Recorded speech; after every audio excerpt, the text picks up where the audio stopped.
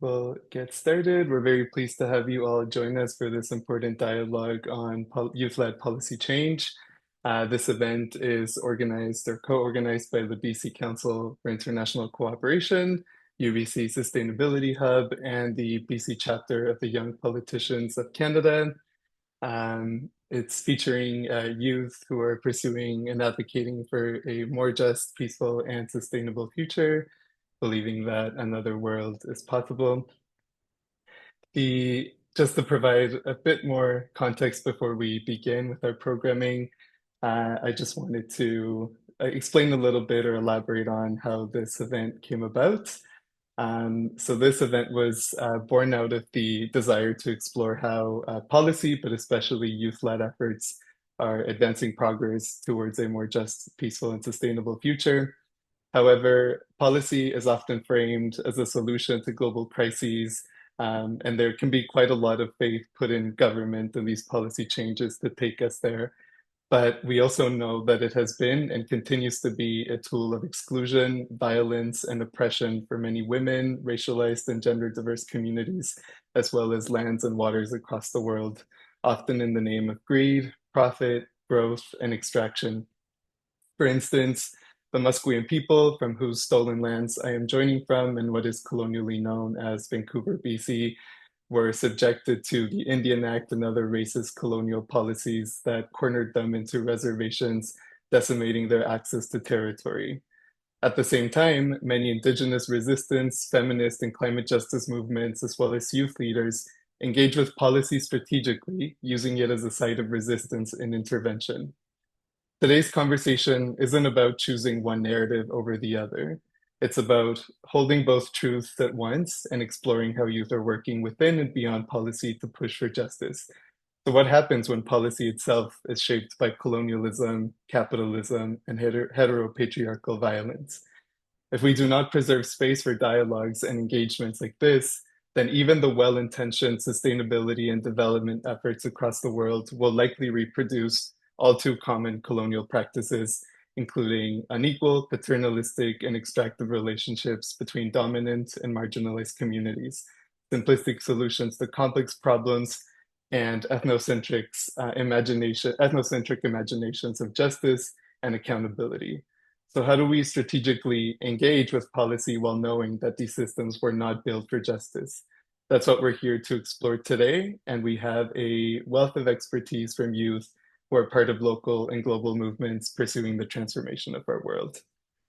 So with that being said, I will pass it off to Anne-Catherine from BCCIC to officially open the event. Hi, everybody. So my name is Anne-Catherine. I'm going to talk so fast you're going to be overwhelmed, but I'm supposed to have 7 minutes, but I could talk forever, and we're a little bit late, so I'll talk even less than 7 minutes, hopefully. I'm supposed to talk to you about BCCIC. I just recommend to you go to our website if you haven't heard of us. It's a council that brings together the members are different organizations that work in international cooperation in different ways, different modalities, different continents. What matters is that they all have the great intention of changing the world, making it better. But what I really am focused on now is just the fact that you're here for a youth-led policy type event in a world that seems to suck. But I really just want to convey all the things that have worked, that can work, so that you know that it can work, and just keep, I'm using the word work, but keep fighting instead. Keep going for it. It can be done. It's not all lost. There's been a lot of work in the past. That's why with Angela, we always talk about youth and intergenerational approaches, so that we don't repeat the same attempts of previous generations without looking at the learned lessons. That said, I'll just mention very briefly my experience with the SDGs and the MDGs. I had been working and living, it was my life, Bolivia. My husband was Bolivian, my children are Bolivian. It was my home from the age of 24 to 39. Like all my adult years were Bolivia. And I arrived in Canada and suddenly everyone was talking about the MDGs. And then there was an evaluation of the MDGs. So one thing is when I saw the MDGs and now when I see the SDGs, I always try to convey that those are not new things that come from above and that are forced upon us from some above level. They are the compilation of the interests of different people across different countries, different populations. They don't often integrate all the views and worldviews of people because in each country, whoever's collecting the data to come to what is the common interest for water or hygiene, and develop the indicators, they're not actually always listening to all the populations and different worldviews. And we accept that, but we can only accept that if when we work with the SDGs, we take them back as ours, not as something that comes from above that we have to follow, but they are ours. So I'm pretty sure that Squash Sunshine, you might have been involved with Lynn Thornton on the fact that they don't reflect Indigenous indicators in a large degree. The thing is, if they're for cooperation, let's use them, let's change them, let's adapt them. And when we don't have to talk in a closed language, like saying, oh, I'm into SDG 17, of course I am, it's partnership. But that's the only one I actually remember all the time. The others, I don't know, water, etc. People connect when we talk about water, not about, can anyone say which one of the panelists, what SDG number is water? It's not what will resonate with people. So the SDGs is a great framework to work with. Don't impose it on anyone. That's one of my learnings. And then the wanting to give you the energy that I've seen in life. I was thinking yesterday was the birthday of a woman that I knew when she was 18. She's Guarani and she joined the Chiquitano people. So it's from one indigenous nation in Bolivia, but she joined the movement of another one because she was excluded from hers for being a young woman and she couldn't have leadership because blah, blah, blah. Woman, she's, we don't want to invest in her because she's going to get married and leave us or something. So Marisol, when I think of her now, or when I wrote her happy birthday yesterday on social media, of course, she was 18, she's 50 now. Oh my God. And she's never stopped being an activist. And that's what I hope for all of you. And thinking of policy change from being an activist within a small movement, it became a bigger movement. They developed the change of the Constitution of Bolivia with indigenous peoples meant to represent themselves, each one of the 34 nations, and with alternating men and women representation. It was so fabulous. It hasn't worked out perfectly as they would have wished, but she contributed to something incredible and at some point was Minister of Agriculture, but it wasn't the status. It was where you can influence and affect, have an effect and affect policy that was important. So, one of the notes that I had about what I wanted to convey is youth and youth-led advocacy. It's not that you have to be the saviors. We're not going to romanticize all youth as being one category. A 14-year-old pregnant woman who has suffered a lot of abuse whether it's in Canada, in Turtle Island or in Haiti, is not living the same thing as my child when she was 14 and privileged because of different conditions that she has. So youth isn't a category. We don't romanticize all of the youth activists as having to be saviors. Forgive yourself if sometimes you aren't as active as you might want to be. The thing is, what you give, what you put forward is going to help change the world. Look to the elders and don't limit it to the elders of one country, one nation, or indigenous peoples, or only people from the global south versus the global north. Elders, right wing and left wing as well. There's learnings to be had from people.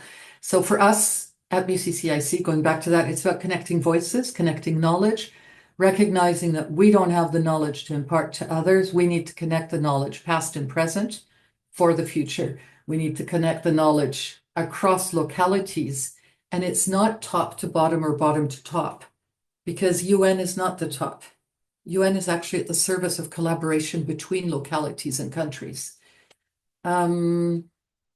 Yeah, my God, there's so much to say about the systems of oppression. We, of course, have to work on systemic approaches, whether it's small or large, make that difference. So instead of talking about BCCIC and who we are, just congratulations on this event, on pulling it through to this moment and that it will continue. I know Kashamta, as Leonard was saying, I know a few of you also in the public. Please take that energy that you have and enjoy it and use it. Just use all that energy. Back to you, Angelo, to moderate who's the next speaker. I tried to keep it short, still couldn't. It was great. Thanks so much, Kathleen. And yes, definitely a good reminder to, yeah, not overburden or romanticize youth as the generation that has to solve all these issues. Definitely has to be an all hands on deck approach. And there's a lot to be said about accountability across generations, across intersections. And ultimately, it takes all of us to engage in what is truly collective challenges. But now I will pass it off to my colleague Adatone to provide a few remarks on how this event connects to feminism and anti-oppression, as well as mention our upcoming event this week. Okay, thank you, Angelo, and welcome everybody. I'm really excited about this event, looking forward to hearing from you all, and so I won't take too much time. This month we celebrated International Women's Day, International Women's Week, as it was at one time, and it is also Women's History Month. And so this month, I think, is an opportunity for us to look back, look forward, and think about all the things we've achieved, as well as strategies for the future. So today we're hearing from youth leaders and youth activists representing different constituencies, racialized LGBTQ, 1A, and women activists. And this is how it links to our Thursday activity, which is on strengthening feminist principles in development and international cooperation. And talking about feminist principles, we want to explore how they have evolved over time, how it started with a fairly narrow focus, very vocal focus on equality, equal rights for women, and how it has expanded over the years, how it has developed into something much broader that deals with various forms of oppression and that highlights issues of equity. So we've gone beyond just talking about equality, about representation, to talking about much more active citizenship, anti-oppression, anti-colonialism. Um, that conversation is a series, and we consider this webinar as part of that series. And we want to explore what we can learn from each other across generations, as both Anne-Cat and Angelo have said. We want to look at what strategies have been tried, because sometimes we're not looking enough at what has been done before, why it succeeded, why it failed, if it failed, what can we learn, and what new strategies can we put forward? Because the world has changed, the strategies have changed, the technology has changed, and so we definitely do look to youth to explore the current situation, the current context. So I look forward to this as a step towards this longer, deeper conversation about feminist strategies and beyond in terms of international cooperation, and invite you all to the Thursday workshop. If you look on our website, we hope that some of you will be able to join us as well. So back to you, Angelo, for this interesting conversation. So much, Tone. I also sent the link in the chat if anyone would like to register. It's bccic.ca/feminist leadership. And that's happening on Thursday from 10 to 12 a.m. Pacific time. Well, 10 a.m., 12 p.m. Okay. I'll now pass it off to Leonard to introduce UBC sustainability as well as SDG Month. Sure. Thanks, Angela. And then, hi, everyone. This is Leonard. And then I'm joining you guys from the UBC Point Grey campus, which is the traditional, ancestral, and unceded territories of the Musqueam, Squamish, and the Tsleil-Waututh people. And then about SDG Month, it is brought to you by UBC Sustainability Hub, Sustainable Development Solutions Network, SDS in Canada, and then Colleges and Institutes Canada. So the SDG Month is really a national collaborative initiative that invites all of the Canadian universities and then colleges to organize workshops, panels, and other interactive programming to increase the awareness and then engagement with these 17 SDG goals. So this event is very important because this is one of the many events that connects to basically all of the SDGs, but with a particular focus on SDG 17, which is partnerships for the goals. So we have panelists from, different part of the world and then with different expertise and different lived experience. So I'm looking forward to our panelist discussions. And then thank you again, Angela, and then the members at BCCIC for making this happen. Thanks so much, Leonard. I appreciate it. And if you'd like to attend any SDG Month events at UBC, you're welcome to scan the QR code on your screen. Otherwise, their website is sustain.ubc.ca, which I can also send in the chat if you're interested. Thank you so much, Leonard. And now we'll give the floor to the young politicians of Canada and their representative today, Rasul. So I'll pass it up to you. Hello, greetings from Young Politicians of Canada. It's the elections time in Canada, and as you know, the democracy is under threat in around the world. So it's really important to include youth voices, diverse voices in democracy. So as a completely youth-led organization for youth, by the youth, non-partisan and non-profit organization, we are working towards to empower today and build tomorrow. Bring youth voices into democracy from local level to provincial level to federal level democracy and the political level advocacy. We make lots of campaigns, events, and engagements, seminars, workshops for youth to learn about political literacy, to learn about their country, and start making more advocacy for their rights. Myself, I'm Rasul. People also know me as Peter Pan. I will talk about a little bit history of the SDGs, which is actually and really amazingly explained the history of SDGs a little bit, actually from the NDG and from the Millennium Goals.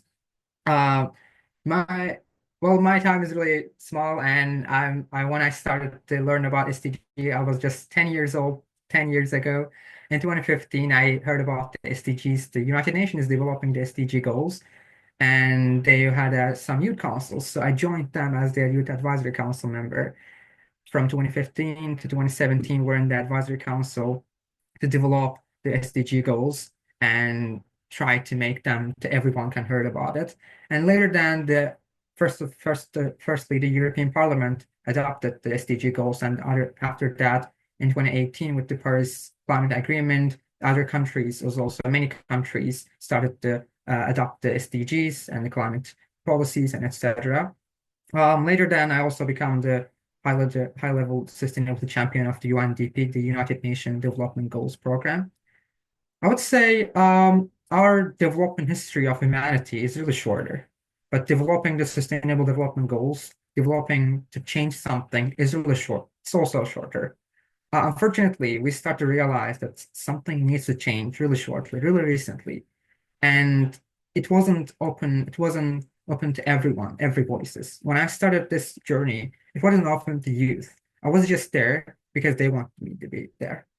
I was just there to represent youth voices, but I mostly oftenly feel that it's difficult to bring youth voices or diverse voices to those tables because the people who are leading those policies are not listening us.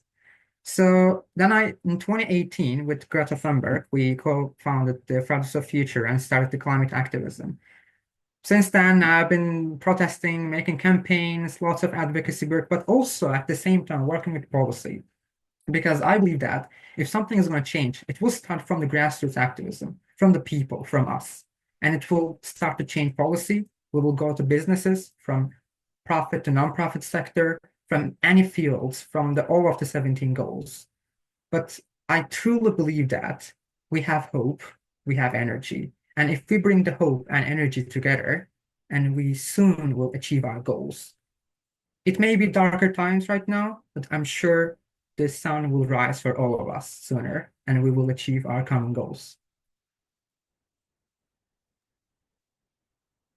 Great. Thanks so much, Russell, for your remarks and for reflecting on the history of the SDGs and challenges and the wins ahead, of course. But I also, I find myself also reflecting on how despite, the SDGs perhaps not having made much progress towards them, that uh, there is for sure community and grassroots resistance that has always been there.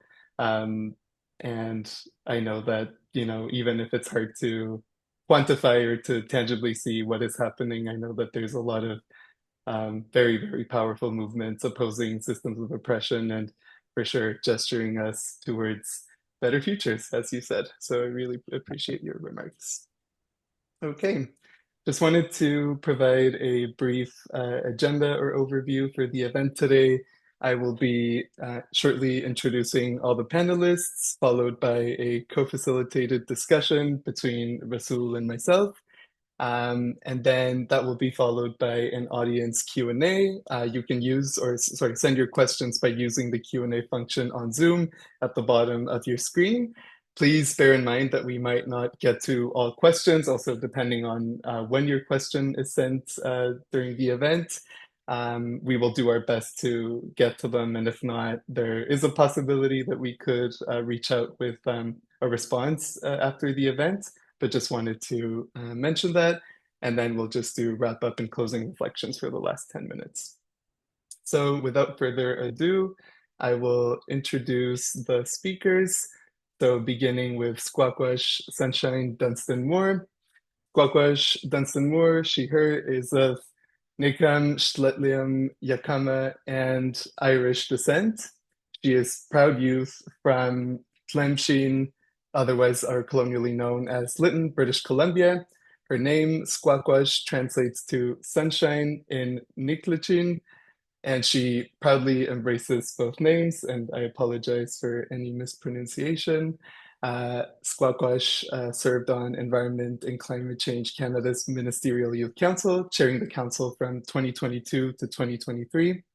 She represented the council at COP28 in Sharm el-Sheikh and participated in the First Nations Canada Joint Committee on Climate Action. She is also a member of the Youth Advisory Group with the Canadian Commission for UNESCO and contributes to the UN International Decade of Indigenous Languages and Land-Based Education Expert Working Groups. In the summer of 2024, she completed a parliamentary internship with Environmental Leadership Canada. During this time, she worked in the Senate of Canada in Senator Mary Coyle's office and later researched and co-wrote a discussion paper on the racial, ethnic, and gender identities of House Committee witnesses. She now works as a junior policy analyst on the environmental health team at the Assembly of First Nations. Squackwash is committed to empowering BIPOC youth to take up space within colonial structures and advocates for an intersectional and anti-colonial approach to policy development, education, and discourse. A dedicated Swiftie, she frequently listens to Who's Afraid of Little Old Me while navigating colonial spaces, which is the song that you heard at the very beginning. So welcome, Squackwash, and thank you for joining us. Next up, we have Cameron Armstrong, she, her. She is a third-generation mixed Filipina environmentalist and youth advocate from Winnipeg, Manitoba, Treaty 1 territory. She is currently pursuing a Bachelor of Environmental Science at the University of Manitoba, recognized as one of 2023's top 25 environmentalists under 25 by the Starfish Canada. Cameron currently serves as a senior program specialist at Youth Climate Lab, where she runs From Root to Sky, a program for Black, Indigenous, and people of color youth focused on anti-racist climate action and deconstructing systems of oppression within environmental work. Cameron also works as a research assistant at the University of Manitoba Center for Human Rights Research and is working on Just Waters, an interdisciplinary project focused on hydrosocial relations. She is on the Jane Goodall Institute of Canada's Youth Advisory Council and Finance Engage Sustain's Youth Steering Committee. She has also worked on the Consider Climate Manitoba campaign, advocating for climate-centered policy decisions in Manitoba. Cameron is a commissioner on Manitoba's Clean Environment Commission, which is an arm's-length provincial government agency that provides a forum for the public to engage in environmental assessment and decision-making.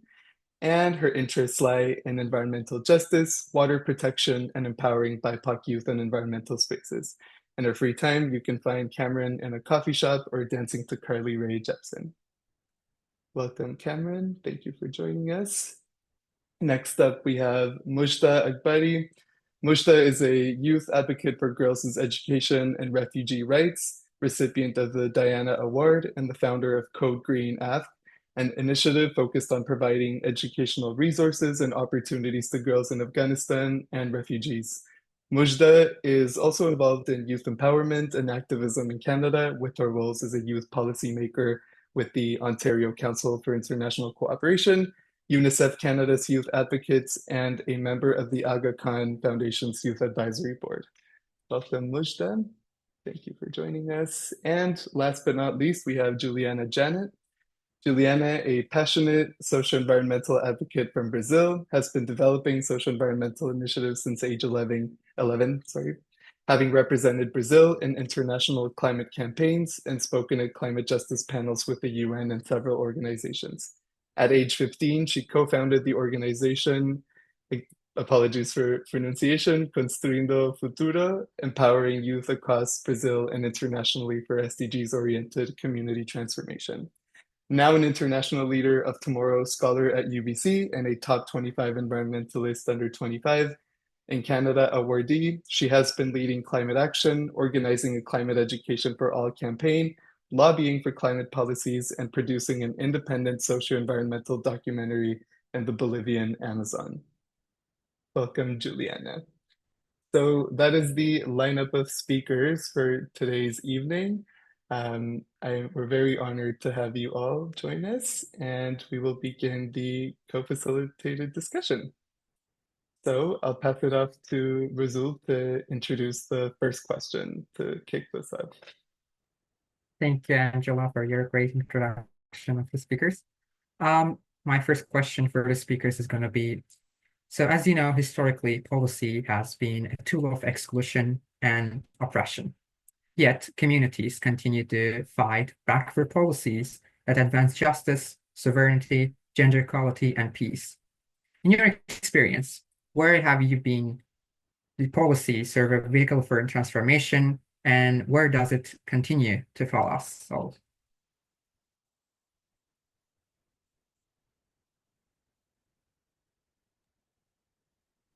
Maybe we can begin with Cameron for this question. Sure, Sorry yeah. to put you on the spot. Yeah, no, that's okay. I was waiting to see if anybody felt super passionate about this, but I can totally start with my thoughts. Yeah, I think that this is a big question. This is a very, very big question. And I think that my initial thoughts are one of the things that I'm most excited about, kind of seeing on the federal level at least, is how the National Strategy for Respecting Environmental Racism and Environmental Justice Act is going to be created and eventually drafted. And yeah, so for folks who aren't aware of this, so this act really goes into the development of a national strategy that is going to assess, prevent, and address environmental racism in the hopes of advancing environmental justice federally, which is a really awesome goal to have. And it's really going to ask the government to examine the links between kind of racialization, socioeconomic status, and environmental risk, and how all of those things are connected.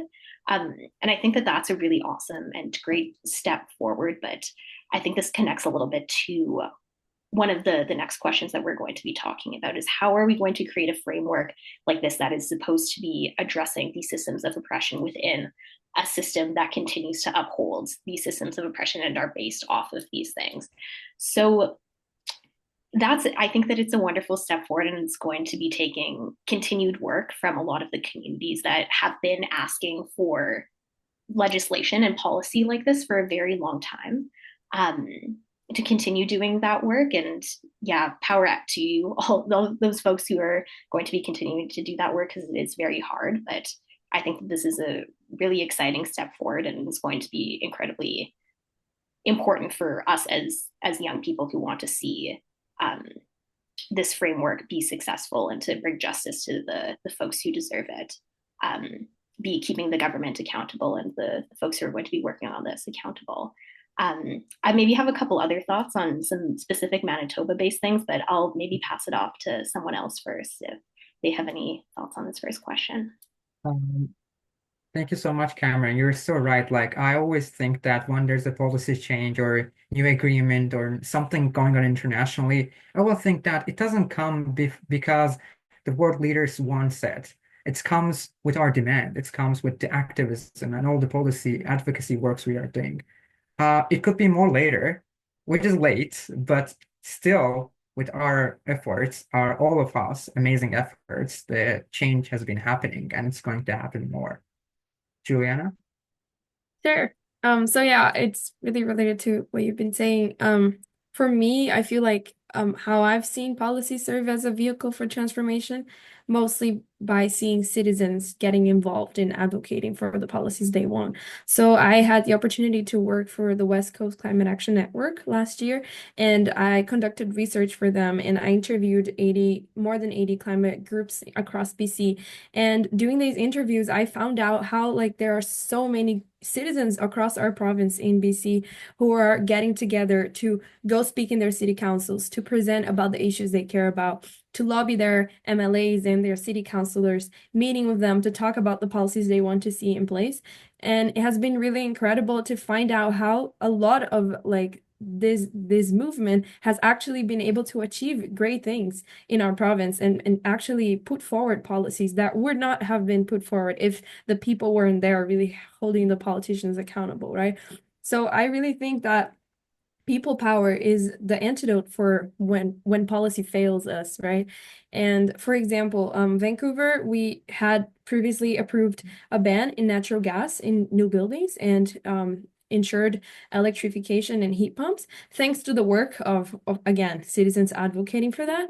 But it's not also like after that, because of the lobbying of the fossil fuel industry, they were gonna reverse the ban and allow natural gas again. So it took us citizens to go there, speak at the city council. We organized a rally in front of the city council and we spoke our voice.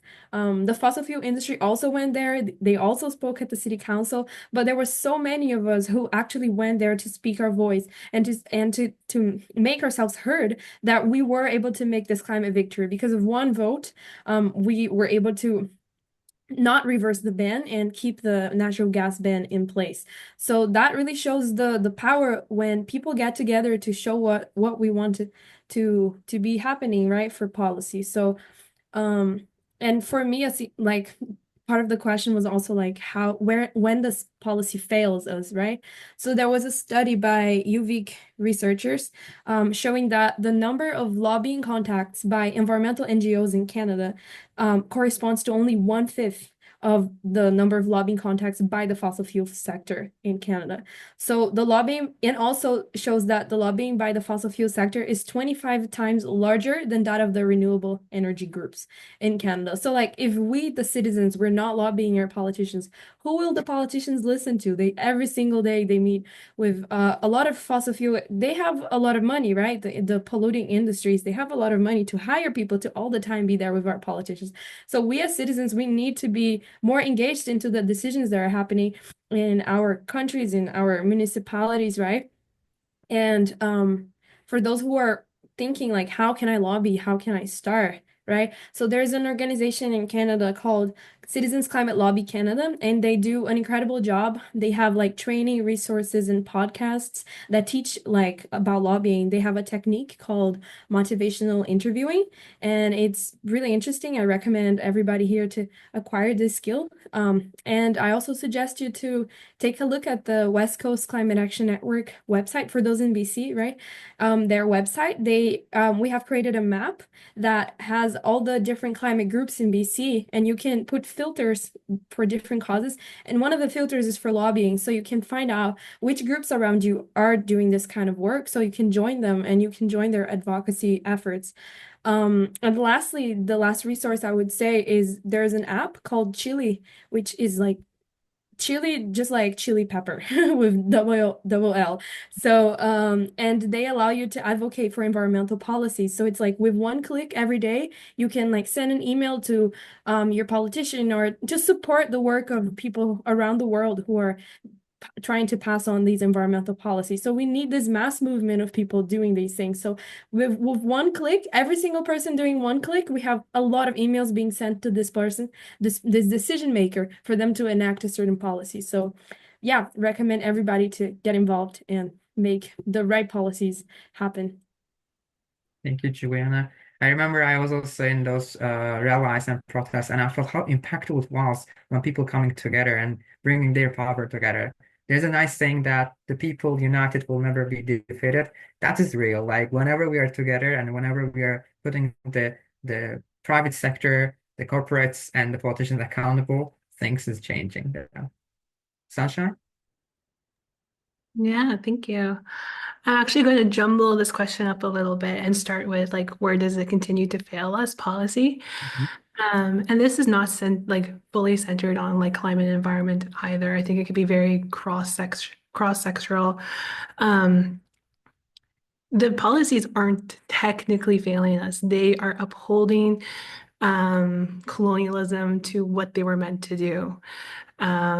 They are discrediting human rights. They are keeping people where they wanted people to be in like the early 1700s. That is the unfortunate part of it. And then it's doing exactly what it's meant to do. If we want to really see like a drive of change, just as Juliana was talking about, is that collective action. And as Cameron was saying, it's what could this new potential strategy for environmental racism look like? It's having to address that these policies, legislation their foundation is in colonialism, is in the patriarchy, is not centered around human rights, not centered around feminism, feminist rights. It's they're ultimately like they're very sad concepts to what their foundations are. So and that's not to scare anyone or make anyone sad. It is meant to be inspiring because as young people, we are in a time now that we have this kind of platform to share our experiences, share our knowledge. We have social media where we can be blasting our MPs and international news and national news, sharing our opinions and creating that kind of discourse that we haven't really had in the past that allowed politicians and policymakers to continue keeping people down and outside of the conversation. And so I think what's kind of driving this transformation is really us young people. It's having these kind of conversations. It's being okay with being uncomfortable. These conversations are not fun. They're uncomfortable. I know I would love to not be a policy analyst, but a sense of responsibility for the next generation. That's kind of where I've come from. It's the knowledge and teachings I've grown as an Indigenous person. I couldn't continue to just see people being harmed, seeing our planet being harmed. And I also wish I could be the person who is on the front lines, who's out there protesting. But like, unfortunately, my body can't do that. So how I found my way to be an activist in a way is through policy. And I think it's also addressing like, or not addressing, but acknowledging like, what is your role in activism and advocacy? Because there's so many different kind of roles out there. And I think it's just the system is doing what it's meant to do. We are here to disrupt it. And I think we're doing a pretty good job. I mean, you see the politicians online, they're scared. They are scared. And I think that's what we have to keep doing. Thank you, Sunshine. Your words are so encouraging and inspiring. And I mean, I also love the word that you used. It's uncomfortable to talk about this kind of things. It's really uncomfortable. Like, I would love to not to be an activist or not to be and work on sustainable development goals or just to go and live my life. But unfortunately, the things are happening, and it's not made by us. The problem didn't start because of us. It started because of the intergenerational, those traumas and all the things and all the colonial system and all the capitalist system, what they've been doing to us. But I would like to also ask to Mujda, what's your standing in here? What would you add? Yeah, so I would love to share more of a global perspective to this question because once again, even if there's a policy in place, let's say in Afghanistan, it still has impacts across the world. And especially in terms of exclusion and oppression aspect of policies, today Afghanistan, after the Taliban's takeover in August 15, 2021, remains the only country in the world where education for girls over the age of 12 and for women is banned.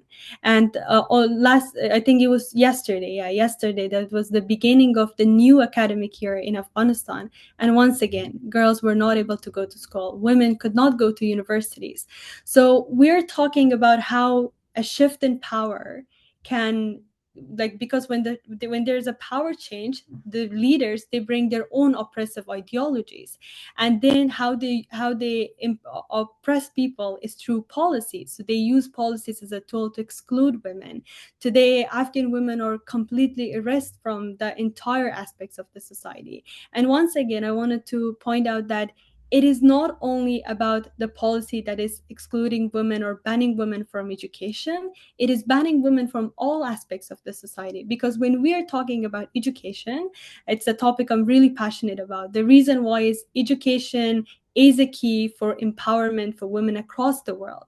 So when women in Afghanistan, if they have the chance to go to school, they will educate a new generation who are against of these oppressive ideologies, and it will lead to a power change and a power shift. That is why Taliban are scared and they're not allowing women to go to school. And then we talked about how policies at the same time can be a tool for positive change. And when I read this part of the question, I thought about the 20 years before the Taliban takeover, where today I am a product of positive policies that lead me to go to school, to have my mom going to school, or my aunts, all of those women who in my generation who went to school changed my life and changed my perspective to the world. So I see that contrast. And at the end of the day, it leads back to the points that was brought up by other panelists, that we as people, we should realize our collective power, that all of these policies are there for us, but at the same time, without us, these policies are meaningless. So how can we shift that power perspective? So I will stop here, but we have to recognize that there are so many communities across the world that today, because of the policies put nationally and internationally, are being excluded and oppressed, and there is a need for advocacy and change in that perspective. Exactly. Thank you so much, Mujda. You really touched really important topics. You want to add something, Cameron? Oh yeah. Maybe before we move on to the next question as well, Sure. I love all of the conversations about international policy, looking at kind of federal and provincial territorial. But I also want to remind folks on the call as well too that policy stretches beyond kind of these government and international institutions as well too. Policy work happens, it happens in academic institutions and in schools. It happens in your workplace or organizations that you're involved in. So if some of these concepts that we're talking about up here, they might not resonate with you. There's a lot of really wonderful work happening within organizations and within academic institutions to further progressive policy work as well. And I also think that it's important to name, as this panel too is in collaboration with folks at UBC, that there's a protest at UBC right now being led by students for policy change for UBC to divest from companies that are supporting human rights violations against folks in Palestine. So I do want to name that as well, and that we're probably going to keep talking about federal and government and international policy a bit, but the world of policy goes beyond that, and it's in your everyday lives as well, and institutions that you interact with every day. So I just wanted to name that before we move on to the next question. Thank you so much, Cameron. I also want to lastly highlight the thing that Sunshine and Mujda both said that they are really scared of us. The board leaders, the politicians are really scared about. That's why we see the banning women from going to school, access to education, or dismantle the Department of Education in US, or abolishing the Ministry of Women, Gender Equality and Youth in Canada, or arresting the opposition leaders in other countries. They're really scared. That's why they're doing this kind of things. But we are here, we are strong, and we will change. And next, I will move to the next question. So as you know, the many policy spaces, whether in climate, gender justice, indigenous sovereignty, are overwhelmingly male-dominated, technocratic, colonial, racist, and heteronormative. These spaces treat land, bodies, and communities as resources to extract and profit from, rather than being in relationship. As young Indigenous women, gender diverse people, and other marginalized communities fight to be heard in these spaces, how, if at all, can we push beyond inclusion toward real systemic change and accountability? You can start with camera again, or we can go the other way from Maybe let's pass it up to Squawkash to give Cameron a break from starting this thing. Yeah, I like this question. I think it can be really taken either way. You can go either like very hopeful and inspiring, and some days you're not going to feel that. Some days you're going to feel like the world is ending, especially right now in the current political climate. And for myself, it's always back and forth. I think even from day to day, it's just like, okay, do I feel like fighting today? Can I fight today? Or do I just need to have a little bit of joy? And ultimately, I do think that there will be systemic change. There will be accountability. And that's because the movement is being led by Indigenous people, by women, by gender diverse folks, by all the communities that have been left out of policy creation, have been left out of legislation, have been just left out in general. In a lot of conversations, and that's not just policy and that's not just climate. It's really all social movements. I wish I could say I would see it in my lifetime, but as we know, like we see the gender pay gap is going to take like what, over 200 years for that gap to close, unless they come up with really good science to keep us alive that long. But I am hopeful. I do think there will be real systemic change. There is definitely accountability. We may not see it in like particularly the US right now with their current government. Um, but there is accountability. I mean, people are out on the streets. That is a type of accountability. Social media campaigns, that is a type of accountability. It's not like the colonial look of what accountability looks like, but it is a type.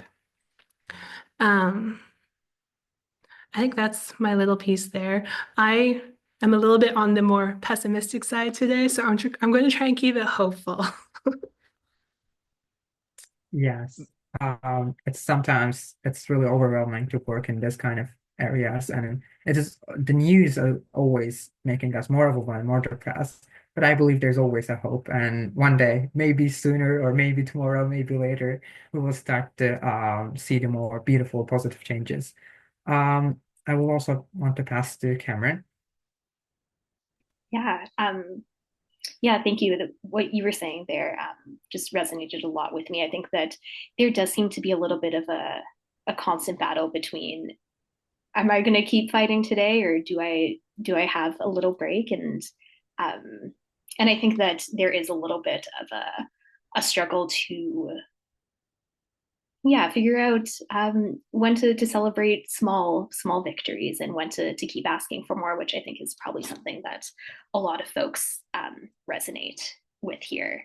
But yeah, this was a really interesting question for me to think about, and I kind of what was said before, I do think that there is going to be real systemic change, and I think that it's just on the horizon, and that's a really hopeful thing, and is one of the things that keeps me doing the work that I do, and I think keeps a lot of other young folks doing the work that they do. But for me, what I've been really leaning on has been looking at what community-led initiatives look like, and specifically community-led policy work. I can speak specifically to some of the work happening in Manitoba that I think is super transformative and exciting.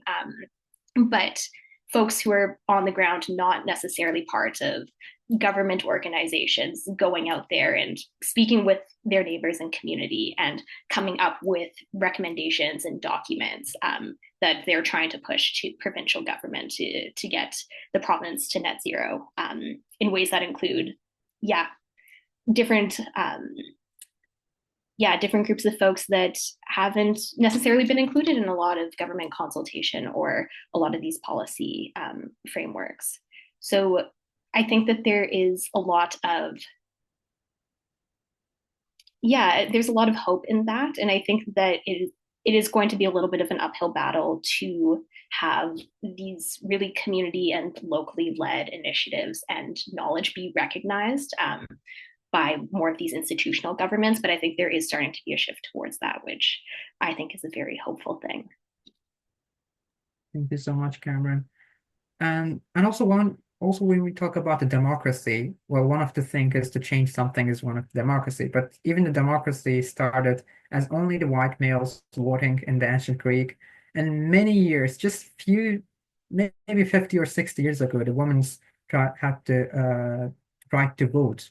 Some countries, maybe it's 40, some countries it's 70, but less than 100 years that the women's and indigenous people and the gender diverse people had the right to vote, which is, it's uncomfortable talk, it's depressing, it's sad, but sometimes we're seeing that when we also talk about the change, it's not something that happens in the moment. It started to happen. The many activists before us, for example, we have Anne between us right now.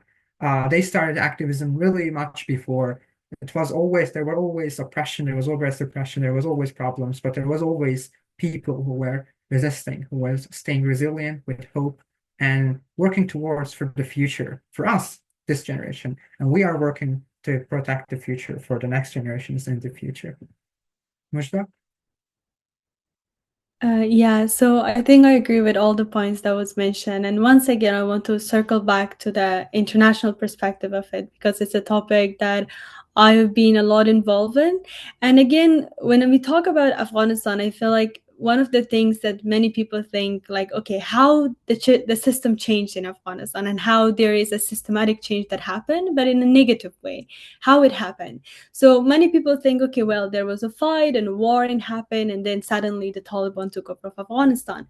But the real answer is something so different. Few months before the Taliban take over Afghanistan, new peace talks happened in Doha. And in these peace talks, there was three parties. It was Taliban, US, and the Doha government. So they started negotiating how to change the situation in Afghanistan. And guess what? Within all of those talks, women were not present.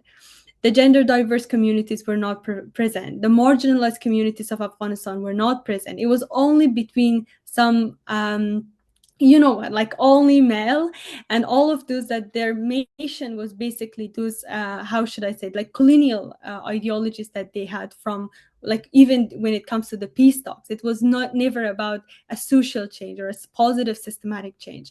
And what it led to today, that today Afghanistan, we are seeing that women are excluded from all aspects of the society. And the reason why is because at the first steps where there are like system, like peace talks or different policy changes processes or conferences, we did not see women in those topics. We did not have voices of women so we can listen to what they want. And this is why something wrong like this happened. So what would be the solution for challenges or situations such as this is that we go to communities, we talk to the communities, and we change our perspective from more of, how should I say, an economic gain or even a social gain, rather to actually giving the people and community the chance to choose for themselves. So if it was something different, let's say before the Taliban takeover, if there were peace processes, if we had the chance to speak, to raise our voices, we would not have the current situation of Afghanistan. So that would be one thing. But again, it goes back to the points that was brought up. All the systematic change happens when we as people, we recognize our power, that yes, we do have the power, but at the same time, it's very important that we hold the people who are the ones that these situations are happening across the world. Because one thing is that we advocate, but at the same time, if we don't hold these people accountable, history will repeat. This is what we are seeing across the world, what is happening in Gaza, what is happening in other countries. It is all because we ignore the accountability part of it. So I really hope that youth listening to us today, or anyone in any part of the world, will recognize that accountability is so important, and holding those in power accountable is part of the change that we want to see in this world. Thank you, Majda. The first thing they do when they come to power is banning people from going to education, because they know if people start to read, if people start to learn and share, they will change something. They will be part of the small revolutions, and they will start to think, start to create ethical boundaries, and know what is wrong, what is the right, what is the wrong, and do something about it. That's why they always attack the education firstly, unfortunately. And Juliana. Well, yeah, and thank you so much for everything that was brought up. I think was so insightful. Yeah, I think like pushing for more inclusion and representation, right? It's a complex question. I'll speak more on the example of that came to my mind about the Global South. So basically the Global North is responsible for, like, according to Jason Hinkle and his research, it's responsible for 92% of all the consumption-based emissions in the world, exceeding their fair share and in the planetary boundary, while the Global South suffers from 98 to 99% of the climate change deaths and 82 to 92% of the climate change associated costs. So we see like that the people who are actually causing the problem, like the people who are suffering from the problem, are usually not those who are causing the problem. And then when we think about policy and decision-making spaces, right? For example, the COP conferences, right? We've seen the small island states and the nations who are most threatened by climate change protesting and talking about like how the importance that how we need to limit our emissions, right? Because for many nations, it's 1.5 degrees to survive, right? So for example, Kiribati is a small island in the Pacific. They are 3 meters above sea level rise, right? Canada, currently the policies, according to the, I think it's Climate Action Tracker, Canada's policies are aligned with 3 degrees of warming. And that would lead us to like more than 7 meters of sea level rise. And this island is 3 meters of above sea level, right? So then we have these decision-making conferences in which the countries who are most suffering and those being oppressed, or they're literally trying to advocate for them to be heard, for policies to be taken seriously and climate financing to happen. But then what happens is the decisions are not being made. Like countries make their targets, but they're not really following them. Like almost any of the wealthy countries are actually achieving their targets to reduce emissions. The financing for climate change, for mitigation and adaptation, and for losses and damages were much, much less than the actual costs of what it needed to be to support the developing countries in the just transition and in recovering from all the climate disasters. So we're seeing that these like reliance on policy, right, on decision-making space is not happening because there's a power imbalance over there, right? Like there's the developed countries, the wealthy countries, they're profiting from continuing polluting, while on the expense, at the expense of those countries who are suffering, but they're not being heard in these decision-making spaces. So then that's the question. Should we start? I don't have a clear answer about how can we promote inclusion in these spaces and how can we promote a different way, but I think that we need to talk about this and think about different systems. Is really are cops the solution? Are these policy making the best solution, or do we have to create more inclusive spaces to actually enact change and listen to everyone, for everyone to have a true seat at the table, right? So yeah, that would be my response. Thank you so much, Juliana. You mentioned this so right that I was so shocked when I heard about when the 1% of the world population is responsible for the 90% of the all the global emissions and the climate problems.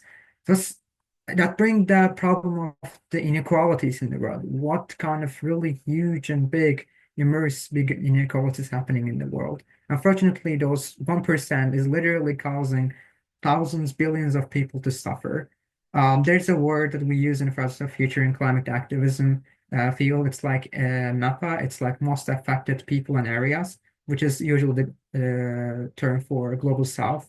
Um, and for those, there's also different organizations. And when I started working with the UN Climate Change, UNFCCC, and UN Biodiversity, they were doing some COP conferences, international conferences. I used to join them and trying to do something that I was hopeful that they are doing actually something. Then I realized they're all not only going there, wasting lots of money, wasting coming, all the leaders coming with the private jets and causing lots of carbon emissions, methane emissions, and bringing people, but not actually listening them. I joined the COP25 and 26, and later then I resigned from my role from the UNFCCC because I realized how it was interesting and how the only world leaders, the G7 countries, come and talk and go.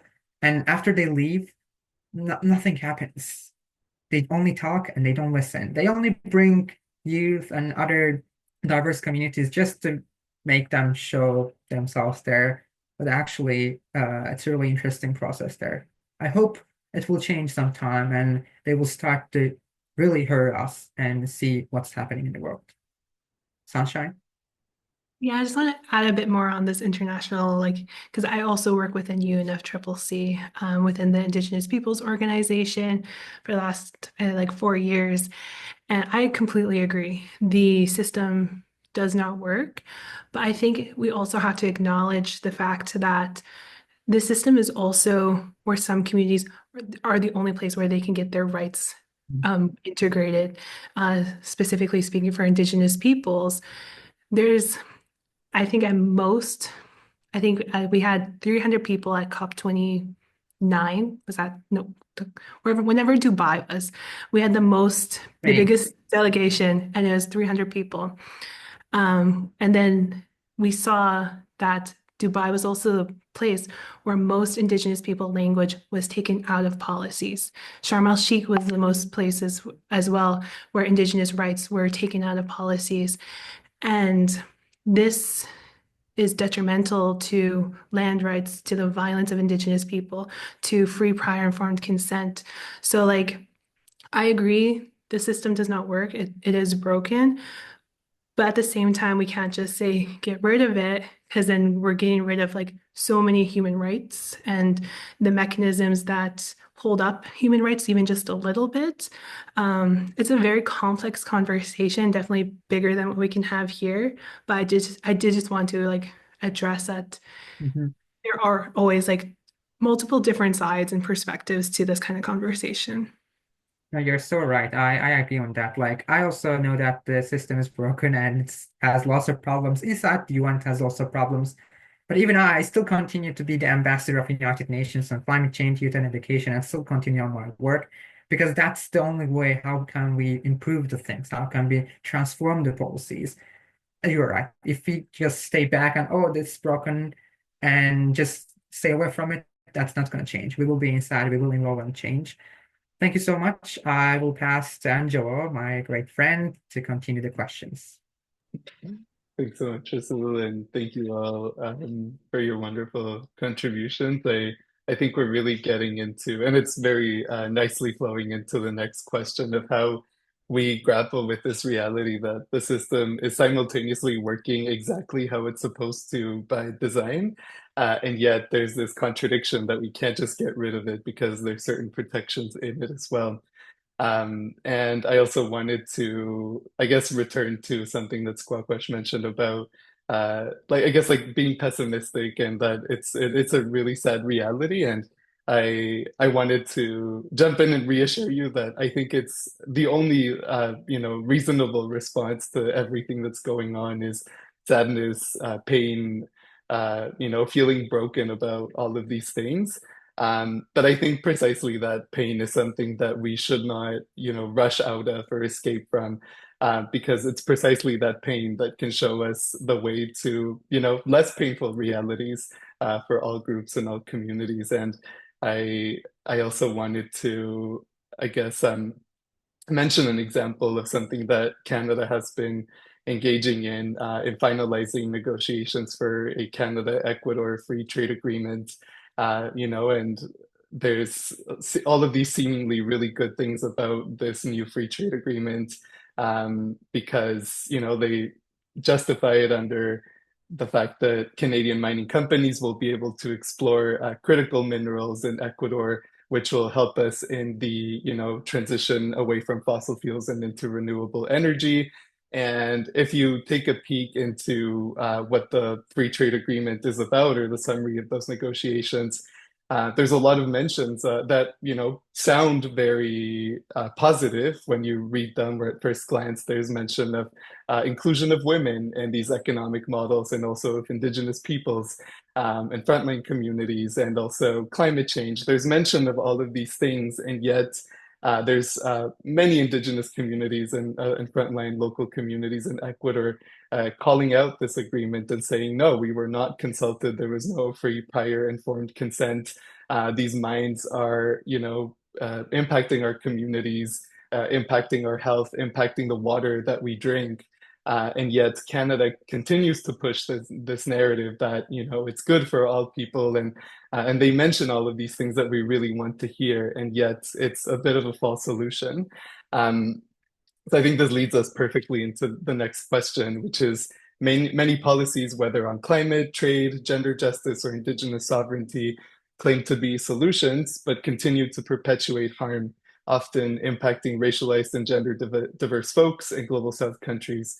In your work, how do you navigate these contradictions, and what approaches have you seen or been part of that push for justice beyond surface level changes? And if not, I mean, you're also welcome to say that you haven't seen any, productive changes. And I really want to call us into not, I guess, rushing into not being hopeful or not being completely pessimistic, but to just sit with the imperfection and unfinished nature of these policies. So maybe this time we can begin with Juliana. I'll pass it up to you. Thank you, Angelo. And thank you for bringing that up and like educating everybody about this. I think it's really important for us to talk about these issues. Something about like environmental policies deepening inequalities. So that like for me, I think it's important for us, especially as environmentalists, to have critical thinking to recognize when supposed climate solutions, social or environmental solutions may be false solutions who end up generating more marginalization and more problems, especially in the global South, right? So, for example, Indigenous Climate Action Canada has been warning for some time about the issue with the carbon trading, and how like many carbon offset projects actually displace Indigenous peoples from their land, using carbon removal as like justification for land grabs, in many countries. And another example is like, for example, the EVs, right? Like electrical vehicles. One battery of an EV requires a lot of cobalt, which is considered to be like a critical mineral for batteries, for electronics in general. And 70% of all cobalt in the world is mined in the DRC, which is the Democratic Republic of Congo, where cobalt is the main driver of war, human rights abuses, environmental destruction. It's really, really terrible, the situation there, and it's really sad what's happening. And but at the same time, we know EVs are still better than gas-powered cars, which also produce so many inequalities and climate destruction, right? The fossil fuel companies and all this climate change that we're seeing. But and also I also want to point out that there are electrical vehicles being developed more and more without cobalt, which is great. But the interesting thing to reflect here is that we cannot just simply substitute one capitalist solution or policy for another one that may have the same issues or similar issues. But we have to have the imagination to move to a more caring system beyond just like capitalism and profit, and like which is the true cause of the climate crisis, right? Profit over the people and over prosperity and the planet.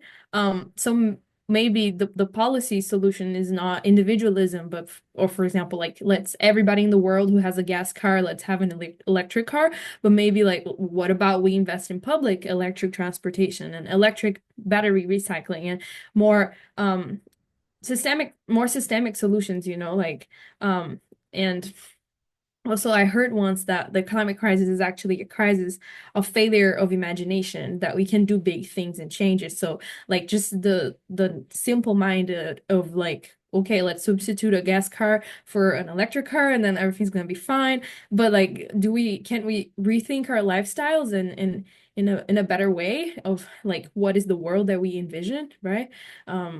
And yeah, and it seems like a lot of people have lost the imagination of believing like what it can be, that we can achieve big scale and transformative system changes. So sometimes we don't advocate for certain policies or certain changes because it seems like too much. It seems like it's so hard to achieve. So let's just content ourselves with something smaller, like some green capitalism solutions that will work out. But if we have to understand that if we get together as people, we can't move beyond that and actually achieve more transformative change for better for everyone, right?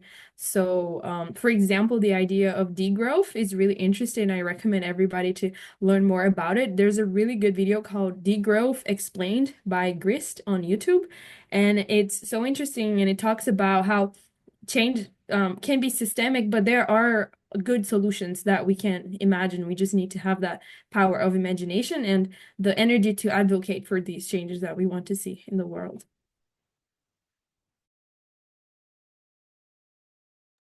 Absolutely, Julian. Thank you so much. I think definitely what you mentioned about the failure of our imagination, and it's not that there's no solutions or that there aren't communities who stand to like show and demonstrate that with millennia of ancestral knowledge and wisdom and living with the land, that, it's not really a matter of, oh, there's no solutions or we can't really come up with anything, but it's a matter of conviction, of political will. Are we willing to put our luxuries and privileges on the line to see something else on the horizon? And I think that's definitely what we're getting at.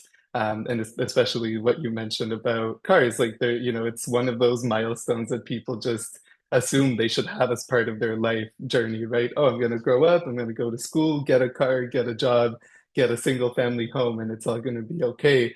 And I think it's important to catch ourselves in that desire, right? To pursue these things that are prescribed and that are just, the way that life goes, but really it doesn't have to. And there is beyond if we are just willing to push ourselves a little bit more and feel that discomfort. So thank you for that contribution.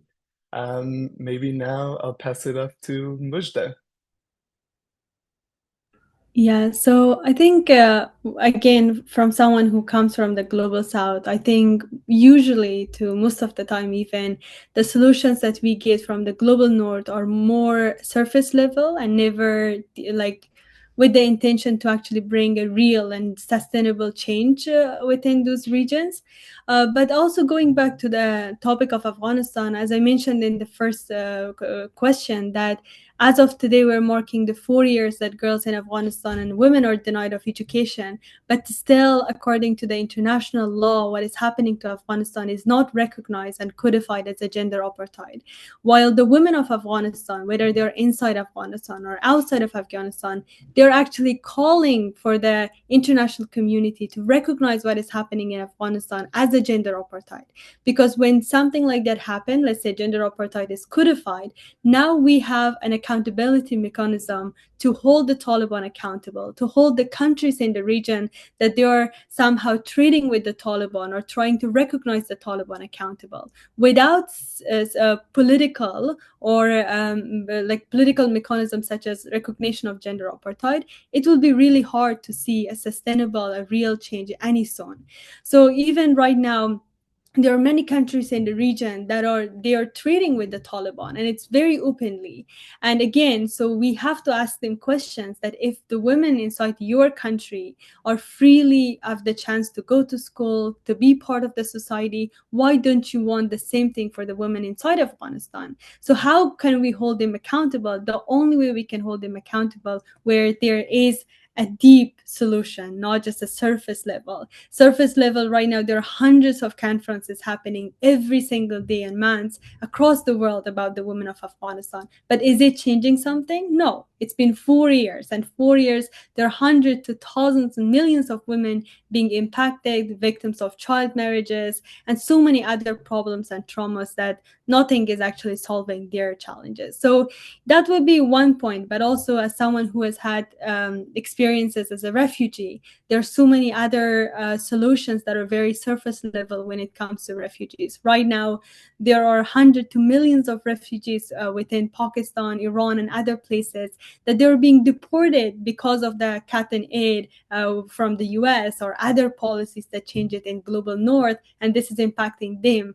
Once again, most of these refugees were the ones that work with the government or work with the US or different organizations, and now they're at risk of losing their life, because if they go back to Afghanistan, there's a high chance to be victims of the Taliban policies and even to lose their lives. So that would be my answer. But again, youth like us, when we have conversations such as this is where we have to raise awareness, but at the same time recognize that most of these solutions are not, how should I say, are not meant to bring a systematic and positive and sustainable change out there. So how can we recognize that and show that and basically have that conversations within our advocacy as well? Yeah. Sure, and thank you so much, Mushta. And I think you're also kind of taking us to our last question, which I will not mention yet, but that's, of course, policy is clearly not the only or primary side of transformation for social and environmental change. So it's really important to not glorify it or pedestalize policy change as the only avenue, because again, it's clear that these agencies, government agencies, aid organizations, not always have or don't necessarily have the best interests of the grassroots space. And yeah, so thank you for reminding us about that. Maybe I'll pass it up to Squabash now. Thank you. I thought about those questions for so long because I think there's like multiple ways you can definitely look at it. And just coming from my perspective as an Indigenous person who works within a national Indigenous organization, and where we primarily focus on federal politics and legislation, it's contradicting within itself. The government of Canada, the state of Canada, did not want Indigenous people.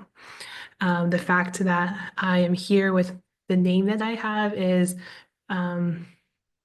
probably something my grandparents never even expected. My grandparents are residential school survivors. So it's always like a personal contradicting feeling, like, should I be working within the system? And I choose to because I know that I like to think of myself as like a super secret spy. I'm dismantling things on the inside. And that's how I can like morally see myself not upholding the system, but actually in there doing the good work to make it better for not just the next generation, but for Indigenous people within Canada itself. And one of the things I have found, not just working within the AFN the last 9 months, but just working and advocating for Indigenous rights practically my whole life, I would say, as an Indigenous person, is that a good use to kind of challenge the policies and legislation is to use policies and legislation that they have already signed on to contradict what they're trying to say in this new part. And one I really like to mention as an example is like the UN Declaration Act, which is Canada's signing on to the UN Declaration for the Rights of Indigenous Peoples, which has many articles, I think around 50 something, that were created by Indigenous people on how for Indigenous people just to have human rights within the states. The big one is free, prior, informed consent, which is not always addressed in many sectors. For BC, what's happening up in Wet'suwet'en, the pipeline trying to go through, that is a big one. That is not only human rights violations, but it's Indigenous rights violations. Canada is not, what's the word? Is it an obligation? It's their obligation to, for free, prior, informed consent. It's their obligation to take no as an answer and take that. But they found loopholes and they're using those legal loopholes. But it's also Indigenous people using those legal loopholes as well to counteract that, to fight that.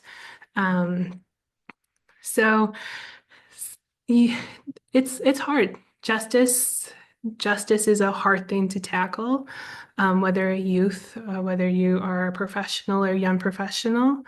I think like just the conversations we're having here,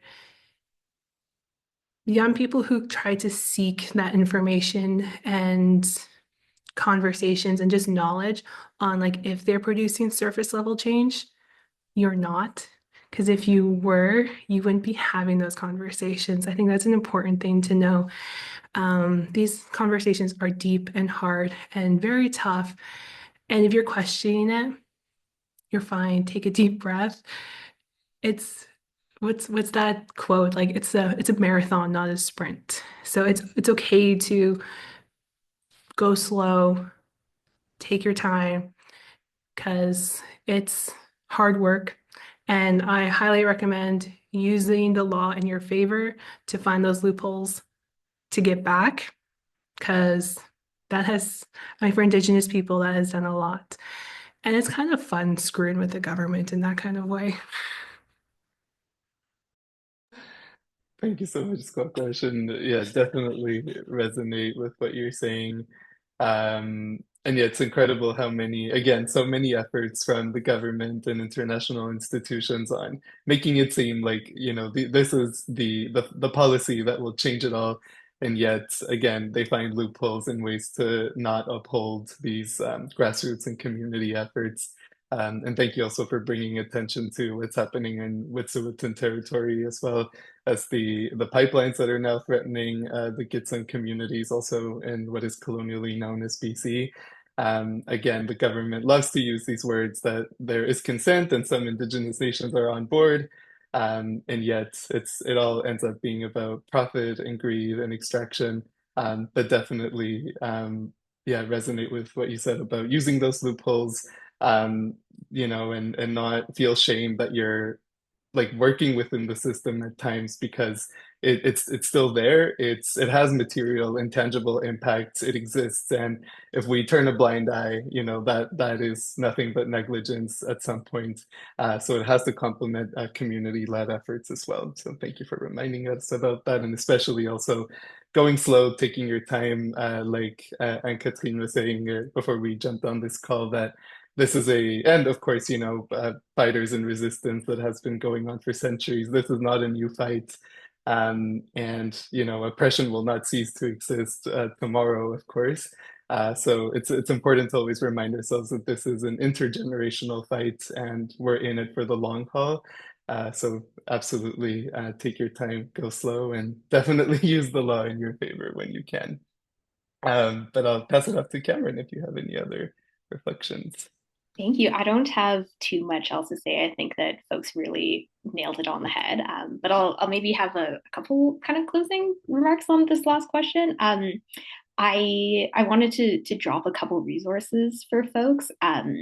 for what you were just talking about, Sunshine, and using the law and loopholes to your advantage. But I would really encourage folks to look into Amé Craft, as well as John Burroughs. Amé Craft is, I believe, at the University of Ottawa, and John Burroughs is at U of T, I believe. Just two really fantastic scholars intertwining Indigenous legal systems into Western and colonial legal systems to further Indigenous rights. So if you haven't looked up those folks or don't know who they are, really, really fantastic, wonderful people. But yeah, I think that I'll maybe bring this point up a little bit. Juliana, you were my mind was thinking about this when you were chatting, but I think that it's really important for us to think about how kind of crisis and emergency affect the implementation of a lot of these solutions. I mean, I would argue that we are in a climate crisis, and there are a lot of solutions, and albeit false solutions, being thrown around and kind of charged ahead. And I think that it's a really critical point, especially with the kind of given political landscape, to be especially critical of a lot of these solutions being thrown around, whether it be economic solutions, environmental solutions, housing solutions, anything like that, and really looking towards what is the root cause of these solutions being brought up. So I would just really encourage folks to be especially critical of that right now. I can give a very quick example of something that's happened in Manitoba. Manitoba loves to build hydro structures and water control structures. They're known for it, actually. But yeah, because of a lot of these water control structures, they have disproportionately affected communities in mid to northern Manitoba and have continually flooded and continue to saturate these lands that have made them essentially non-livable, and people are no longer able to hold these relationships or even have roads or housing infrastructure that stands up the right way. And yeah, for folks who aren't aware, there is a nation called Lake St. Martin First Nation in the Interlake of Manitoba that went through, they called it a historic super flood in 2011, and the community had to be emergency evacuated out. Folks weren't able to go back to their community until 2018, which is wild, and were displaced for years and years. And the government built an emergency outlet channel to divert this flood water out. But what folks aren't aware of, or aren't quite as aware of, is the reason that this flood was able to occur was because of 50 plus years of water infrastructure and policy that supported the continued flooding of these lands. So I would just really encourage folks to kind of dig a little deeper and look into the root causes of why we need some of the solutions that are being proposed. But kind of what you were also talking about, Sunshine, there a little bit, that folks who are here and looking for reasons to make sure that they aren't suggesting false solutions, you are doing a great job. And I think that there comes a lot of reflection and learning with a lot of this work, and an openness to be criticized and to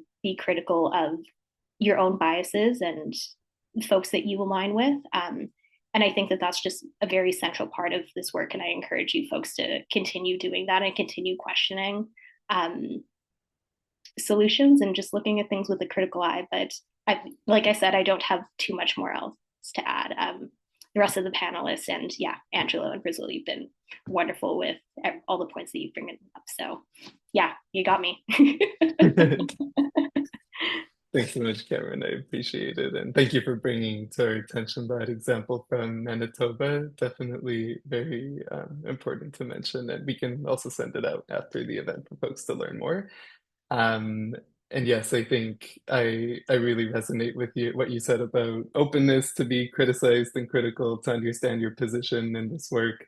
That is something that just when you think you've got it and that you understand, and you have a pretty good grasp of what's going on, something or someone will surprise you and let you know, and humble you and let you know that you're still on your learning journey and that there's no such thing as being an expert or, fully master, control, or dominate anything at all.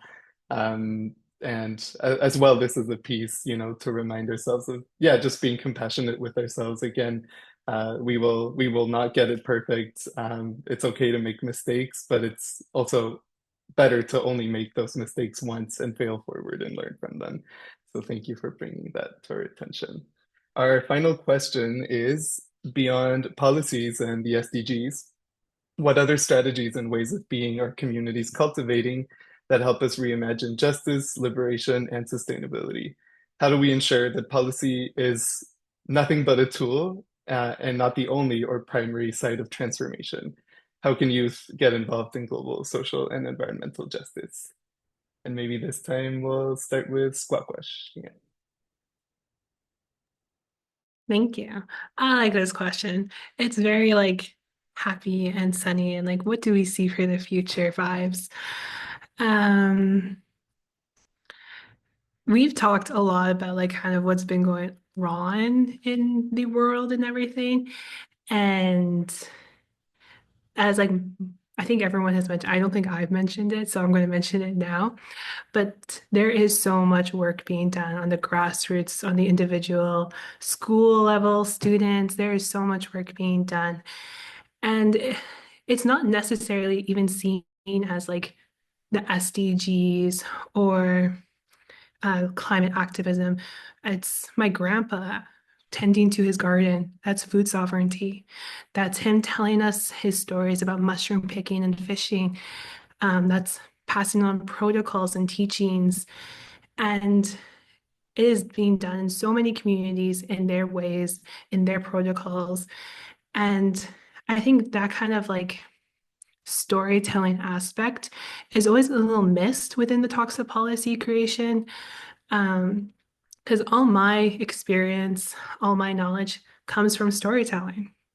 You could also say academic, but I don't want to claim that. I want to claim the storytelling. And there's so many ways to get involved. It's organizations like BCCIC, there are youth-led organizations, there are indigenous-led organizations, there's community projects. I got involved with Environment Leadership Canada. That's how I got onto the political side of things. There are different ways, different sectors, if you want to be political, grassroots. I think it's kind of just seeing where your story is telling you to go and how much of it do you want to be in it? I, for some reason, want to be very political. I live in Ottawa now. But I guess that's also a sense of responsibility I feel towards my community. How do we ensure policy is a tool? That's not like, yeah, I think it just comes really down to storytelling. That's what we've been doing here. And I think it's a very nice way to kind of my way to kind of end my story that I've shared with you all today. Thank you. Thank you so much, Squawquash. And yeah, I appreciate you providing or sharing your experience. And you're right, there's so much great work going on. I think Cameron mentioned at the beginning that there's a strike for Palestine at UBC currently, and also other campuses across so-called Canada and beyond. And yeah, like Cameron mentioned, not many people know that universities have investment portfolios that are, profiting off of weapons, bombs, military surveillance technology. And yeah, that is definitely an area of policy that definitely deserves attention and being impacted. And but also, yeah, thank you, Squawquash, for the reminder that it also all comes down to storytelling, to your experience, and carrying your community and their interests always and priorities as well. I'll pass it off to Mujda now. Yeah, so I actually agree with what Sunshine also said about storytelling. It's something that I've been using it for so long, where whenever I have a chance, I want to use this platform to share my story and inspire others to join the movement. And to just elaborate on my story, after the Taliban takeover of Afghanistan, we became refugees to Pakistan. And as refugees in Pakistan, we didn't have the chance to go to school because of lack of certain documentations and simply our identity as refugees. And it wasn't just me, it was millions of refugees inside Pakistan. So I remember it was such a depressing moment for me knowing that like girls inside Afghanistan, they can't go to school, and I escaped that regime to at least have my education again, but I still don't have my right to education. And after a few months of really like depression and having these conversations with myself, I decided to find a way to learn by myself. And I started with books, and eventually it led me to online resources where I learned coding. And after a few months, I decided to teach what I know to at least one girl inside Afghanistan and one refugee. And when I did, to my surprise, 30 girls joined, for example. And I was so shocked at how there are so many refugees and girls inside Afghanistan interested to learn from someone like me, because I had no experience. But yeah, so that experience led me to start Could Green Afghanistan, which at the beginning was only a course. And when I came to Canada, it turned into an initiative that today we have impacted almost 2,000 girls. We have a library in Afghanistan.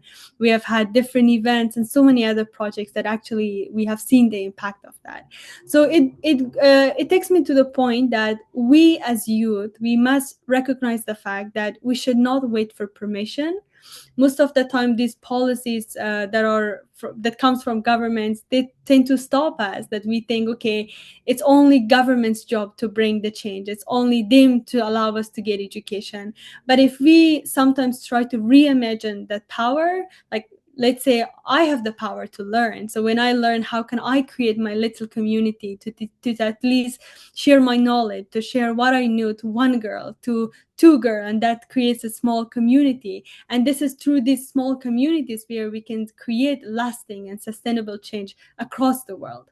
So it's very important for us to know that, yes, so storytelling is one way that we share our stories. The second thing is that our ideas as youth, our calls for action as youth are powerful. So let's innovate, let's create, even if no one is allowing us, how we can start in a small room, one person.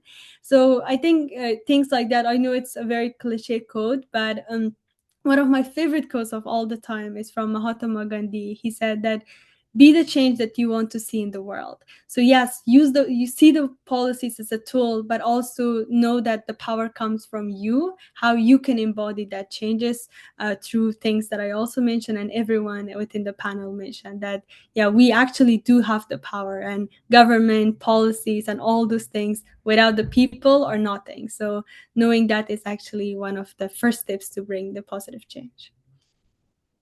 Absolutely. Thanks, Mushta, for reminding us about the power of the grassroots and community. People united will never be defeated, for sure, is one of the most important things that I would take away from this conversation.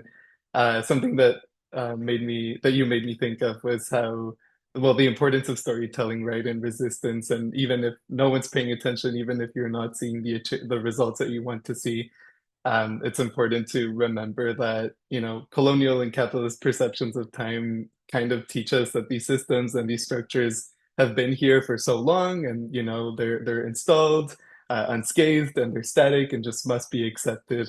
But in the grander scheme of things, this structure that we now know of as this globalized system hasn't not been here that long on Turtle Island or anywhere else. Whereas many peoples and their systems and ways of being and existing have been here for thousands of years. Indigenous peoples, land defenders, decolonization movements in the global south show us every day what it's like to get up and refuse and defeat the system, to poke holes in it, and to ridicule its very existence, and really show that they're not afraid. So thank you for that powerful reminder. I'll give the floor to Cameron this time.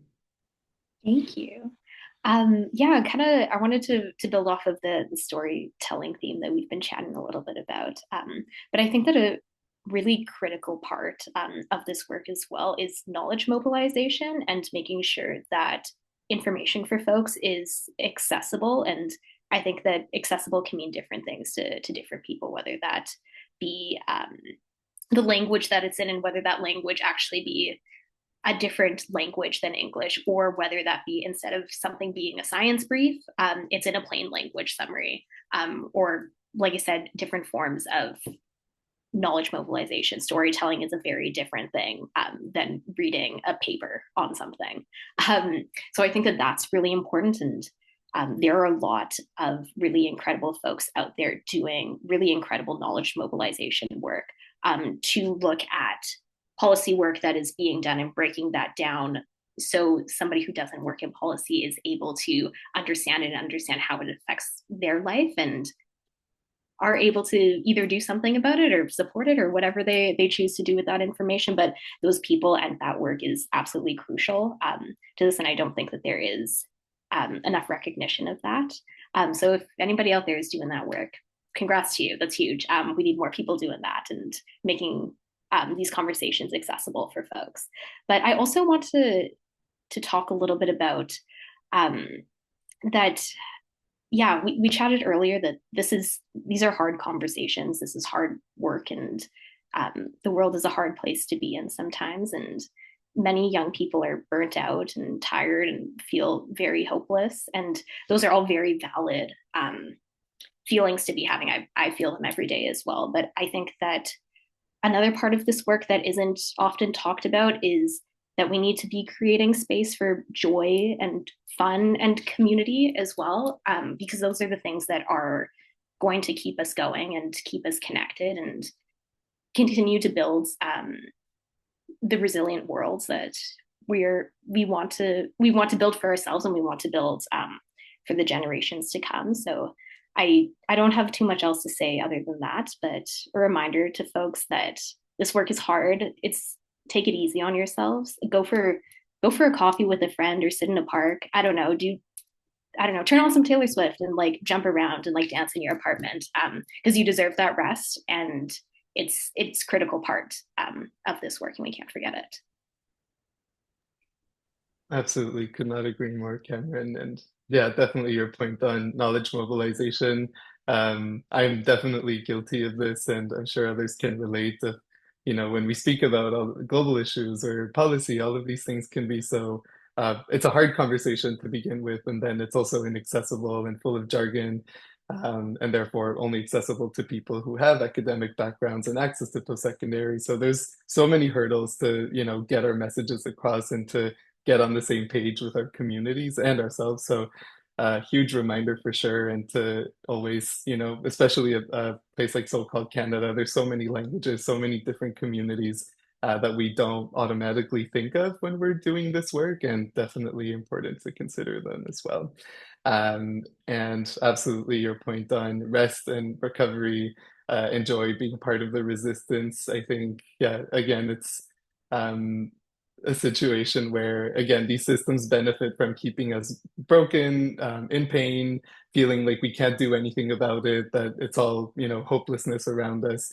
But again, there's so many movements and traditions and thousands of years of resistance showing us that it is possible to overcome these challenges. And yeah, but last but not least, I'll pass it up to Juliana to pose this question. Thank you, Angela. Yeah, I think like how do we share policy is a tool and not only the primary side, right, of transformation. I think many times people think citizenship is about voting and just waiting for the change they want to see in the world to be implemented by the decision makers. But just like we already discussed, the system constantly fails and voters are disappointed, right? So it's so important, just like all of you have been highlighting, to not forget about the grassroots movements, right, that show that citizens can actually enact change without just waiting for a top-down approach to happen. So I talked about lobbying before, and now I'll give the examples of campaigns.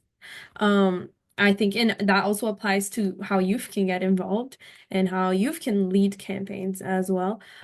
So for example, I'm leading a campaign at UBC called Climate Education for All.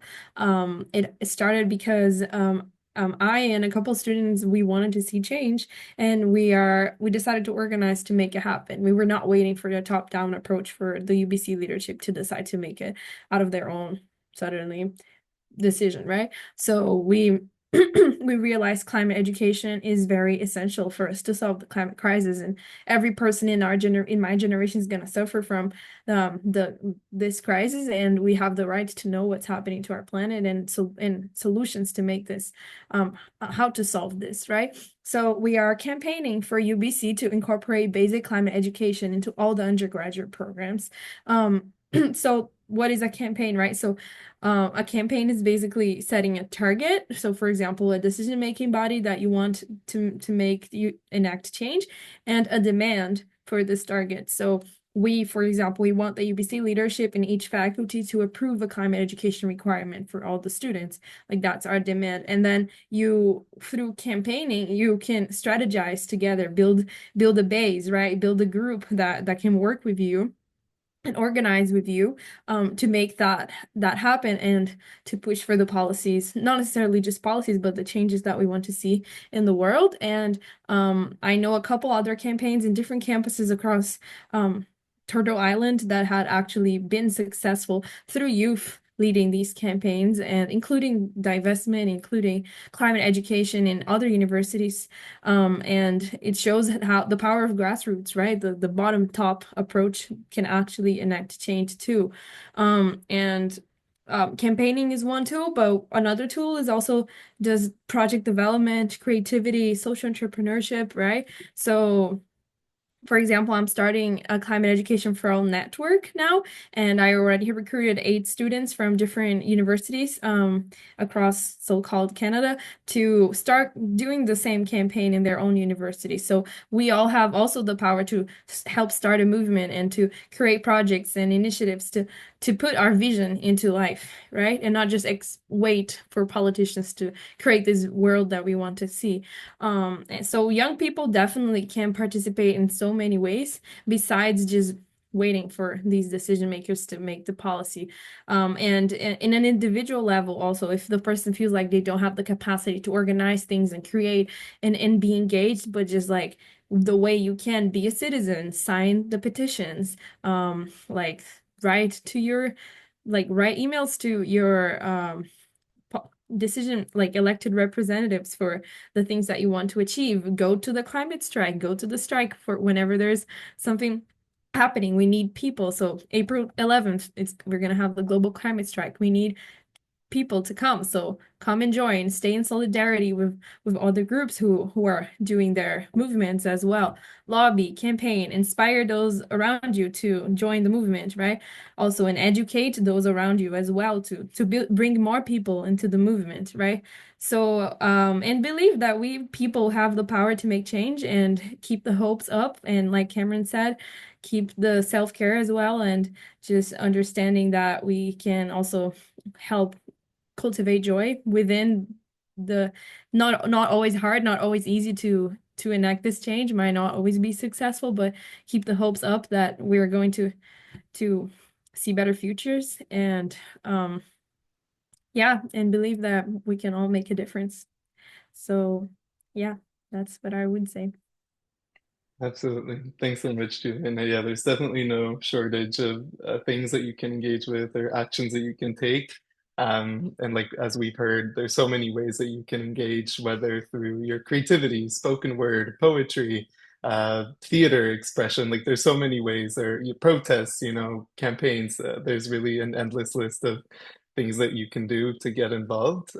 All that matters is that you join the game, join your community, join your neighbors, the people around you, and that you stay sensitive and open, and that you let your heart and your soul be touched by all the things that are happening, to not shy away from the pain and the discomfort of engaging with this um, uncomfortable reality. So very much support that. I welcome any other final reflections from the speakers before we close the event. I didn't see any questions in the Q&A, and I was sending a few chat reminders. So if you had any burning questions, please do send it our way. But maybe I'll let the speakers let me know if anyone would like to provide any closing reflections. If not, it's all good. We've said a lot so far, so I could start us off. yeah. I think closing reflections. I love saying this, and I've been saying it for a bit now. Cry. We all hold so much emotions in this work, and not just in this work in general, just in life in general. And it's easy to try to just stuff it down, to forget it, to kind of just ignore it. You'd feel so much better if you cry. Just cry. I cry all the time. I think this is the first panel I haven't cried on, but that's because I'm tired.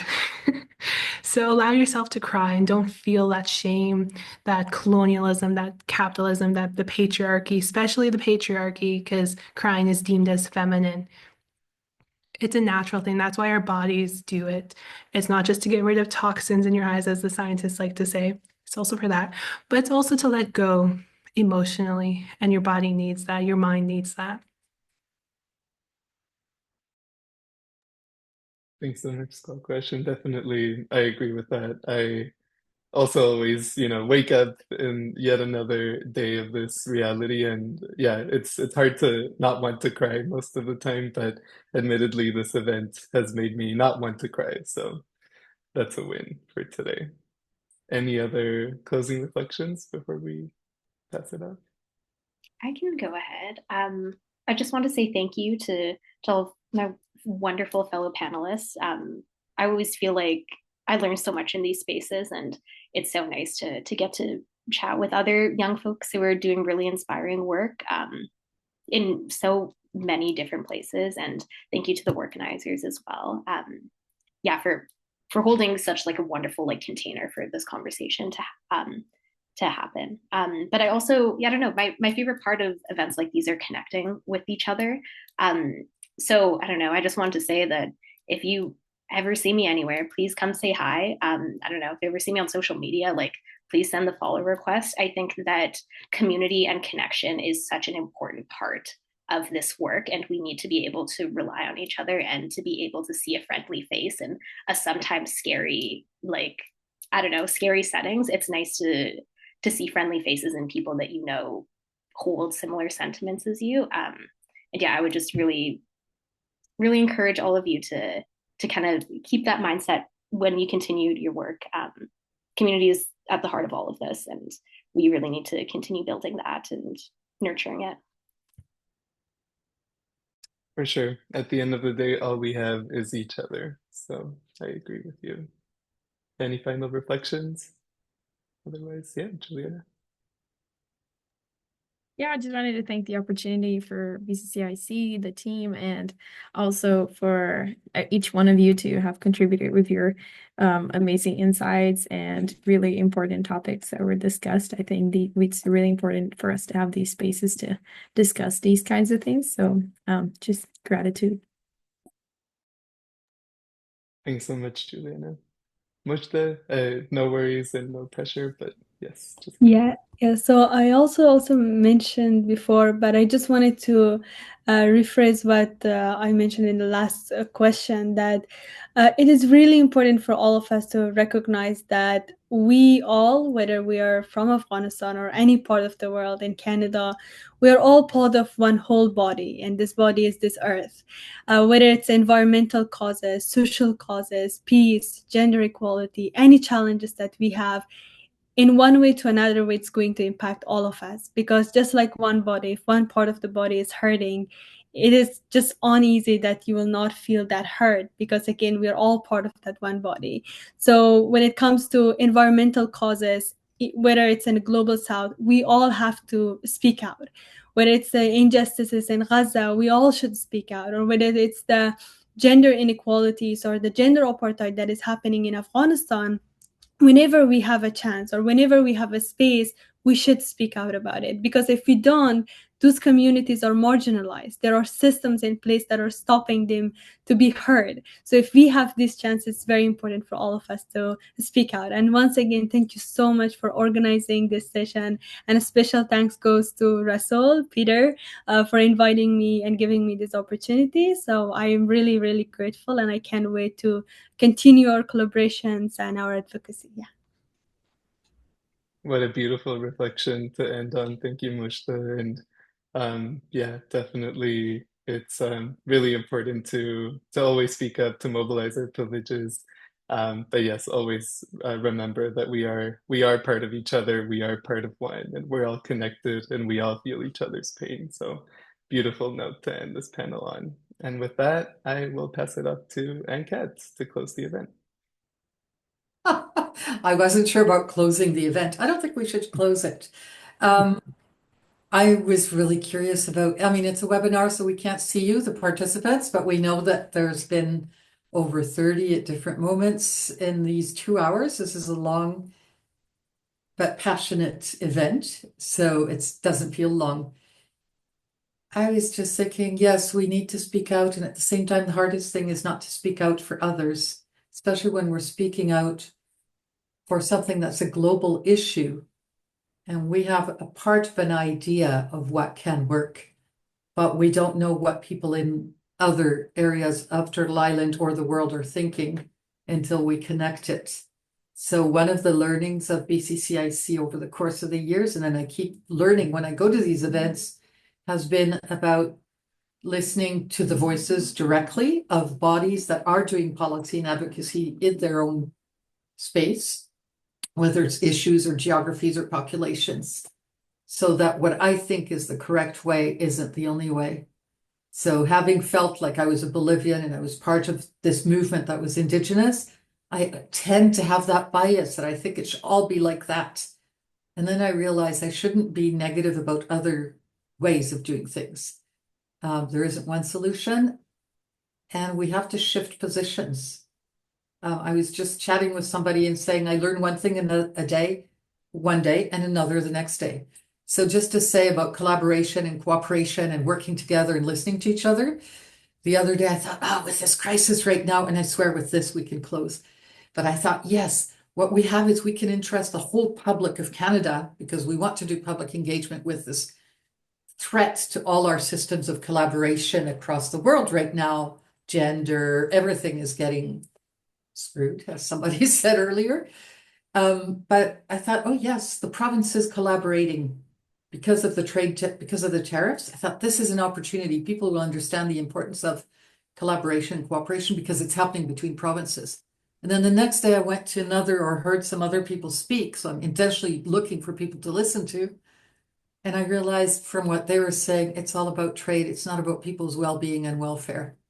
So it's not any type of collaboration or any type of cooperation that we need to emphasize. It's the people-to-people one that you guys have mentioned. It's the experience to experience. It's the belief. Yeah. And I really appreciate from the start, a few of the panelists and maybe some of the participants as well have felt or mentioned that you have to allow yourself to have, it's not just the tears, it's also that moment where you feel guilty. Don't feel guilty. If you feel guilty, that means you've recognized your privileges. So that's already a huge step. And then just like put that guilt away, take a break, have a nap, and then go back to a struggle and a fight as you wish. So thank you everybody for 2 hours of this, which is actually for the panelists, many hours of presentations. And for all of you, I think it's a long-term struggle. Somebody else had said it's not a marathon. It's not a sprint, it's a marathon. And we're on that marathon for decades, and we'll get somewhere. We got hiccups, but we'll get there. Thank you so much, everyone. Thank you, Angelo. Thank you so Thanks much so for much, those Ankat. speakers, Angelo and everyone. It was incredible. I always think that all of us in our personal journey sometimes feel depressed or oppressed, but whenever we come together, I feel like I'm not alone in this. We are together, and we feel the same things. We hope for the same things, and we will achieve the same things. Including the anxieties. Yeah. Yes. Take care, everyone.